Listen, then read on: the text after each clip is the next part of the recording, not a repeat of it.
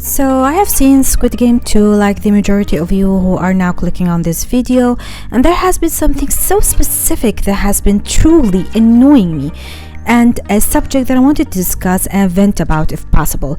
So today we will be taking a look at why Korean media and Korean journalists specifically have been relentlessly after T.O.P, despite the existence of many other extremely controversial cast members in Squid Game 2. I thought we'd take a look at over what happened so I can rant a bit about how extreme the targeting has been and how much it's been annoying me.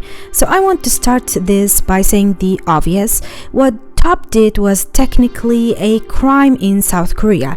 So if you're a first-time viewer of this channel and you're not a K-pop or a K-drama fan, you might think it's ridiculous, and to a degree I actually agree, I think it is, but sadly it remains a crime in South Korea.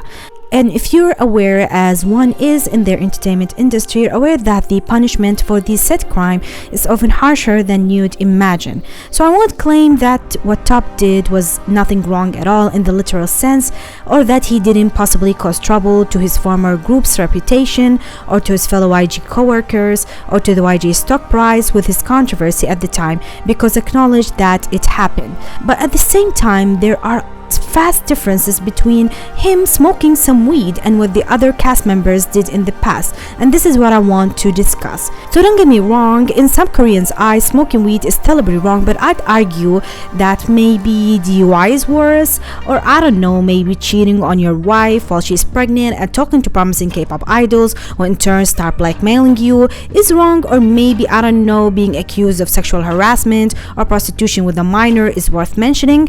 So when you compare smoking weed to what I just mentioned, do you think it even compares?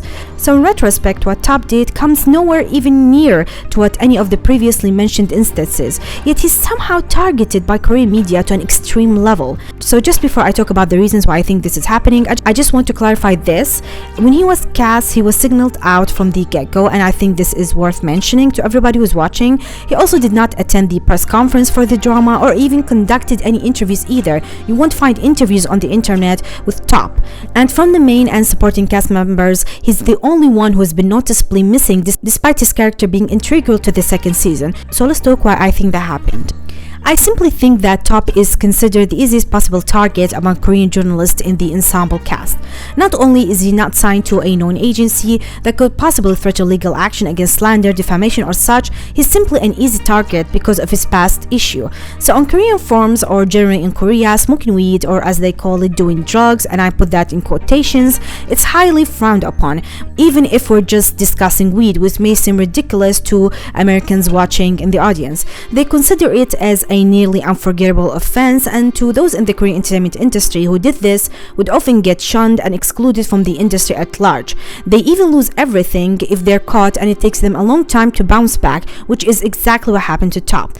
Granted, what happened to him happened back in 2017 to 2018, but for some reason he's been signaled out for a long time and mentioned repeatedly, which takes me to the next point as to why I think this keeps happening. So it doesn't help that T.O.P was once part of the biggest K-pop group ever, Big Bang. Big Bang is a great deal in South Korea and around the world, and he was immensely beloved during that time in the group. So when the situation and the controversy happened back a long time ago, it was a massive deal. And when I say massive, I mean it was massive.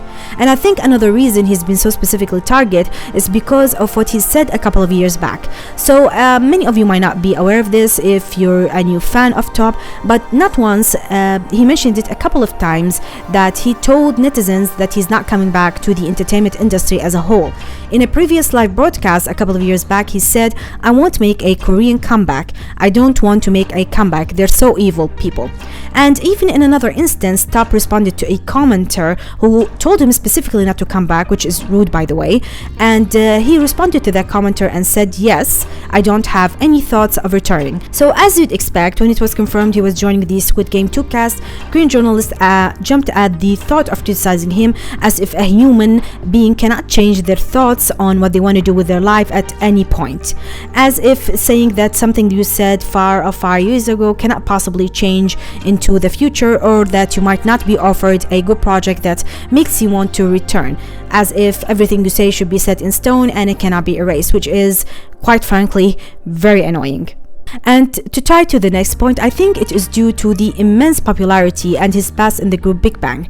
I think when Korean media attaches his name to an article, his photo, and his past controversy, it is very easy to generate both hype and money. And I think that, and I could be wrong guys, but some journalists don't even think it's that bad or that big of a deal. But if they're told they have to write grabby headlines and generate profits, then he's most likely the easiest target to go by. And having his name attached to the biggest Netflix series of our time guarantees clicks too, because Squid Game is so darn popular. People are more bound to just click on articles to see what's happened and to see what the hype and what the controversy is all about. So in turn, this makes the wheel go on and on and on and on. And we're now reaching the last section in this video. So I left this section to the final one in the video because I think it can be very subjective. So what I'm about to say is, guys, my personal opinions on his acting. So please know that I mean no harm, and please don't come after me. I think that in simple terms, I think he was okay. Was he great? In my opinion, I don't think he was, but he wasn't so terrible either. Setting his controversy aside, like I've been talking this entire video, T.O.P's acting has not been my cup of tea. So I have seen his other limited projects in the past 10 years or so. I have seen his other movies and his other project, even in Sungri, which is where I am coming from. So I can see improvements from those past projects until now, but I still think he's nowhere near what I honestly hoped he'd be. And he's up against giants in the acting industry, so if he falters or falls, it shows even more prominently. And he particularly shares a lot of screen time with Shuan, who is also happens to be an idol, which has been surprising many people. You can tell that Shuan is miles ahead of him in terms of performance. Shuan's acting is much more controlled, and you can say that T.O.P's acting is supposed to be exaggerated, but I don't know how to explain this. But as an actor, you can fake that without sacrificing your acting abilities in the process. And I think that his character was annoying as the director intended for it to be. I'm not talking about how annoying he was. I know he is on purpose, and that wouldn't make sense, but I felt that the director used his acting abilities to the best of his knowledge, and he made it blend to the character to highlight the good parts and sort of muddle the bad ones, if that makes any sort of sense. I still feel that T.O.P needs to improve, and I'd understand people coming for his acting specifically, but what I don't understand or even mildly like is when people come for his past controversy, holding it over his head like he's killed someone or something. I don't agree with that at all. So if you made it this far, guys, I am impressed. Thank you for watching, and I've been meaning to make more videos on Squid Game 2, so if you guys want to see them, let me know in the comment section below, and I'll catch you next time.